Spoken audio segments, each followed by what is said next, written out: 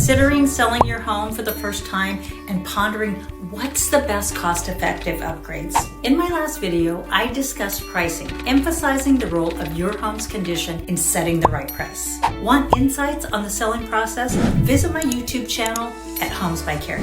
Think about your home's condition. When planning to sell, view your home through the eyes of a buyer. Ask yourself, are the carpets worn?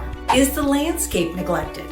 How tidy is the house? When did you last check your HVAC or septic system? Consider the age of the roof, AC unit, and water heater. Have you just done a light dusting instead of a deep, thorough clean? Often we only think about these things when selling, but buyers notice these details, reflecting your pride in ownership. Minor aspects can be crucial when competing in the market.